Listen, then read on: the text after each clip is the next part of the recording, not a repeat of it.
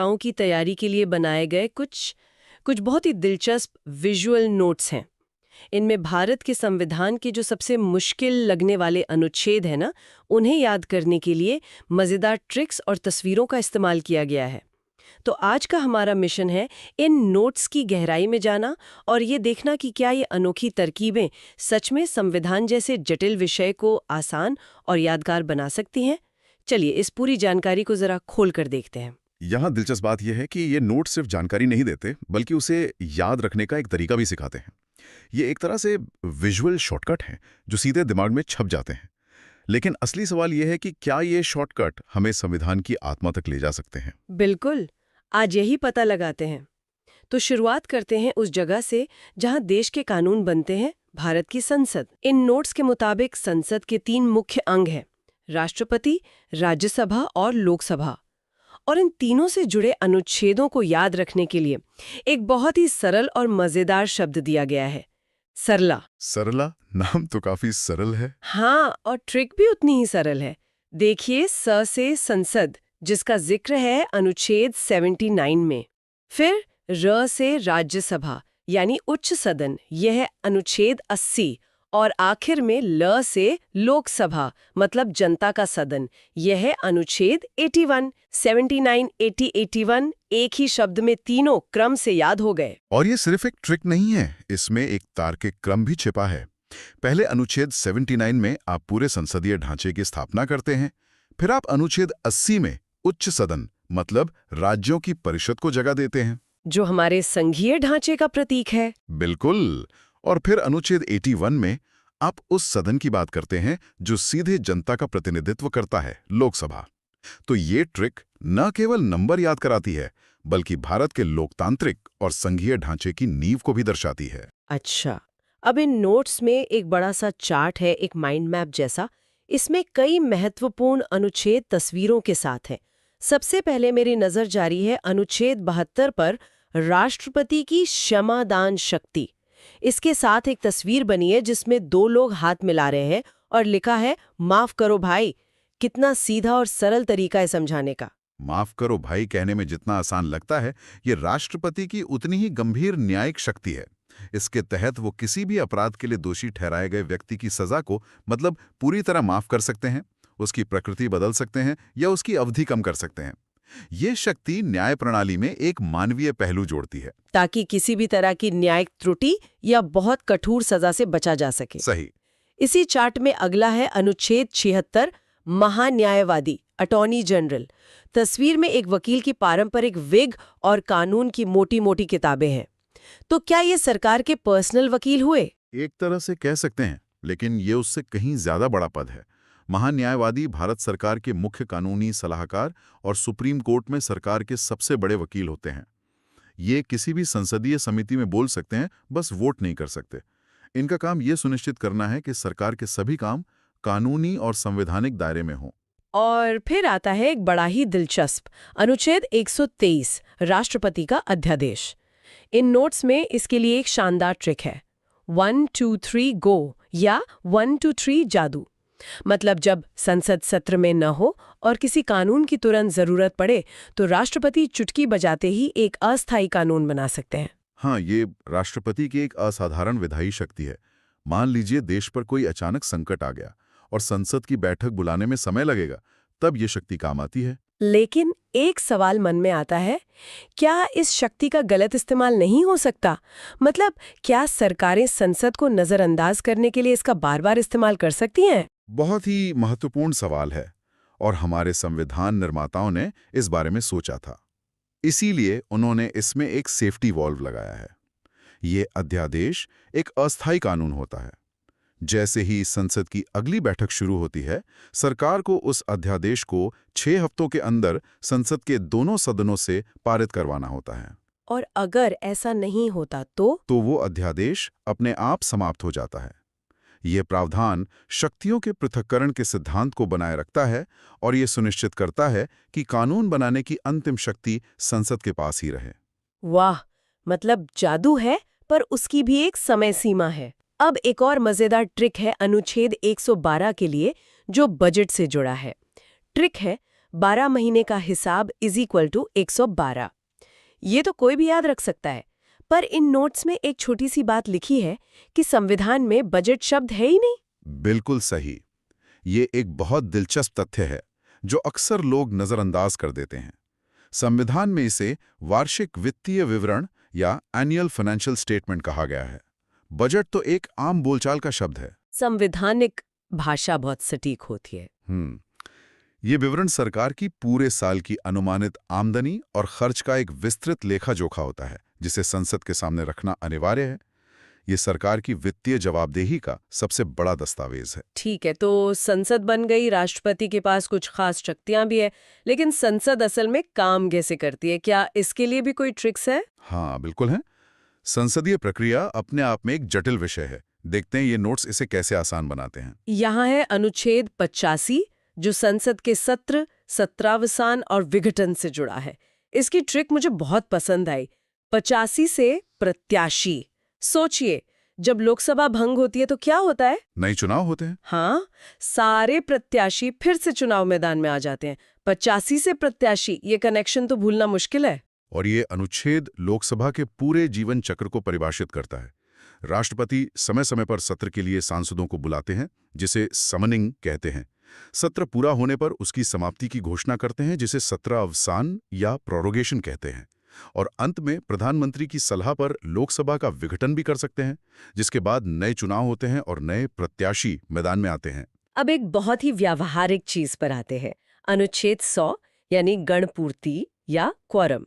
इसकी ट्रिक है 100 में से 10, मतलब सदन की कार्यवाही शुरू करने के लिए कम से कम 110 सदस्यों का होना जरूरी है।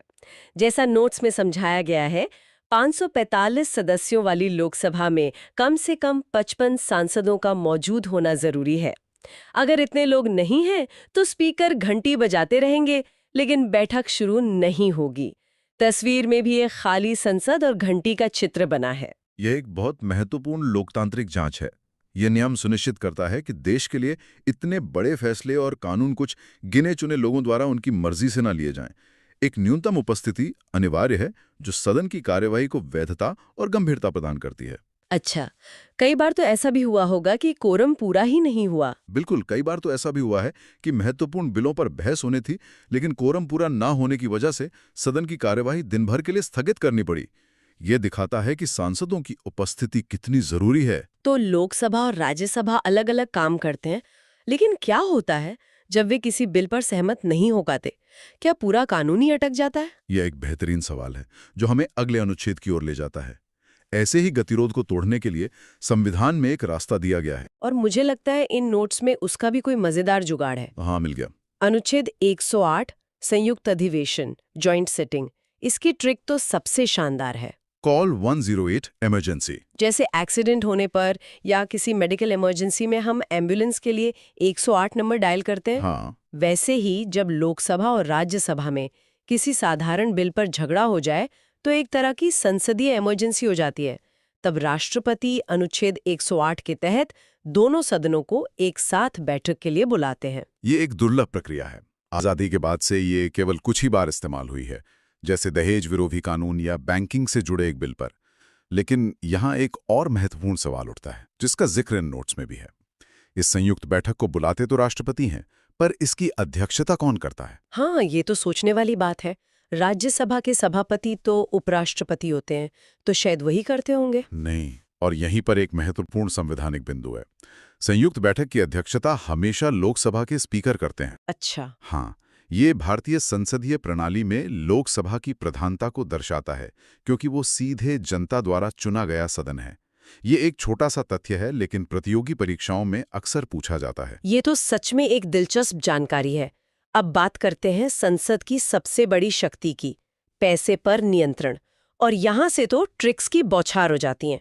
शुरुआत करते हैं अनुच्छेद 110, धन विधेयक या मनी बिल से। इसकी ट्रिक है नेट 10 हीरो, और साथ में 10 रुपए के नोट की तस्वीर भी है। इसमें साफ साफ लिखा है कि पैसे के मामले में लोकसभा ही हीरो है, यानी नंबर 1। और ये संवैधानिक रूप से बिल्कुल सही है। इसे पावर ऑफ द पर्स कहते हैं। धन विधेयक केवल और केवल लोकसभा में ही पेश किया जा सकता है और वो भी राष्ट्रपति की पूर्व अनुमति से। जब लोकसभा इसे पारित कर देती है तो ये राज्यसभा के पास जाता है, लेकिन यहाँ राज्यसभा के पास शक्तियां बहुत सीमित हैं। वो इसे सिर्फ 14 दिनों तक रोक सकती है। हाँ, ये सुझाव दे सकती है, जिसे मानना या न मानना लोकसभा पर निर्भर है। राज्यसभा इसे खारिज नहीं कर सकती।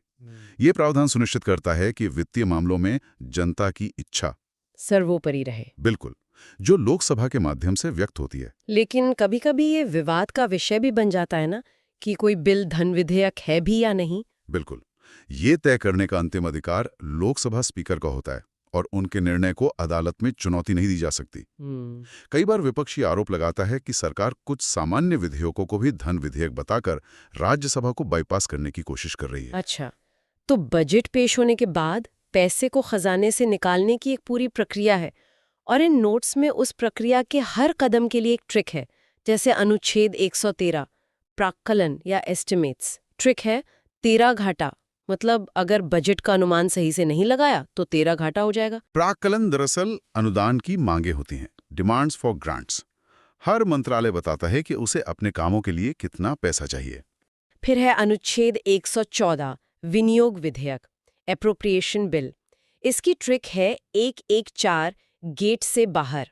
इसका मतलब है कि इस बिल के पास हुए बिना सरकारी खजाने से 1 रुपया भी गेट से बाहर नहीं निकल सकता। ये संसद की सरकार पर सबसे बड़ी शक्ति है।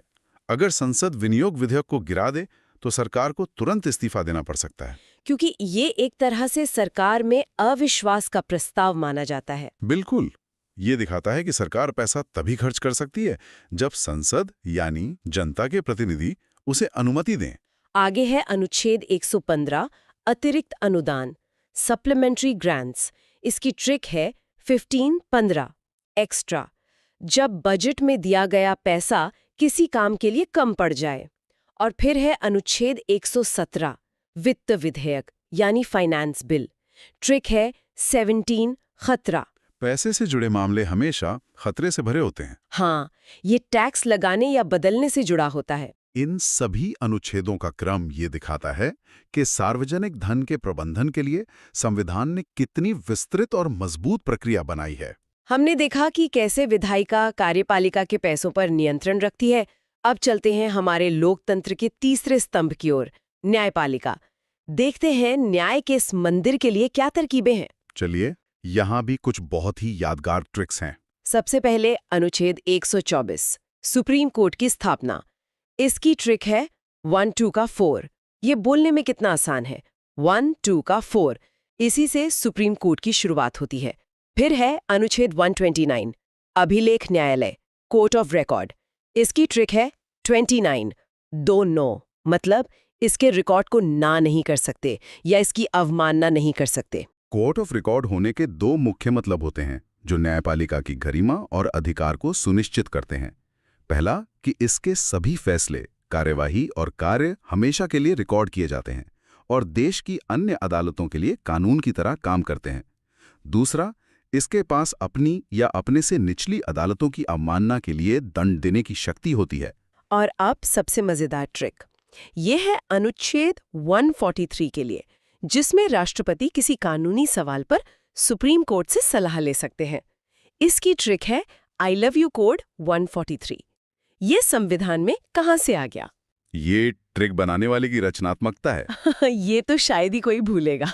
हाँ, ये संविधान की सलाहकार शक्तियों मतलब एडवाइजरी जुरिस्डिक्शन से जुड़ा है। जब भी राष्ट्रपति को लगता है कि कानून या तथ्य का कोई ऐसा महत्वपूर्ण प्रश्न उठ खड़ा हुआ है जिस पर सुप्रीम कोर्ट की राय लेना जरूरी है, तो वो उस मामले को सुप्रीम कोर्ट के पास भेज सकते हैं। तो क्या सुप्रीम कोर्ट की ये सलाह राष्ट्रपति को माननी ही पड़ती है?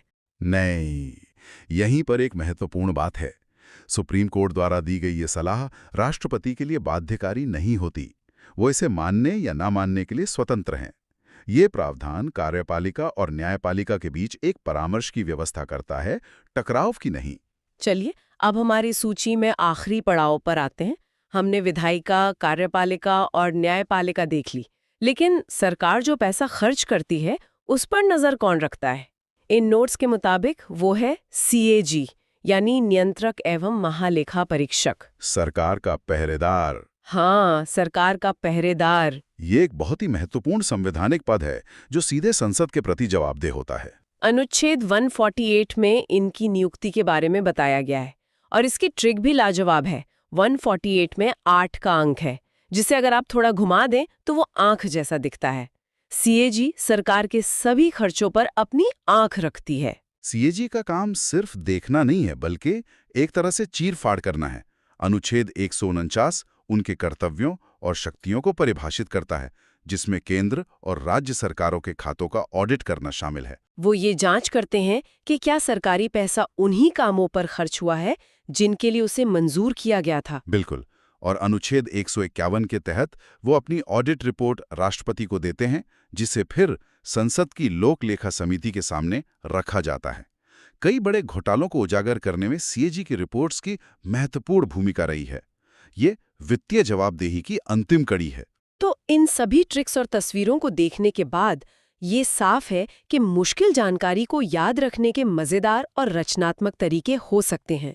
ये तरकीबें सिर्फ नंबर रटने में मदद नहीं करती, बल्कि हर अनुच्छेद के पीछे की कहानी और उसके काम को भी एक मजेदार तस्वीर से जोड़ती हैं, जिससे वो दिमाग में बस जाता है। बिल्कुल। ये ट्रिक्स एक दरवाजे की चाबी की तरह हैं, जो संविधान जैसे जटिल विषय को खोलती हैं। लेकिन असली समझ तब आती है जब हम दरवाजा खोलकर अंदर जाते हैं और उस व्यवस्था को समझते हैं। इन अनुच्छेदों के पीछे छिपे लोकतंत्र, जवाबदेही और शक्तियों के संतुलन के सिद्धांतों को समझना ही असली ज्ञान है। तो सोचने वाली बात यह है कि क्या ये शॉर्टकट हमें सिर्फ परीक्षा पास करने में मदद करते हैं, या वे हमें हमारे संविधान की उस गहरी आत्मा को बेहतर ढंग से समझने के लिए भी प्रेरित कर सकते हैं, जो इन नंबरों और शब्दों के पीछे छिपी है।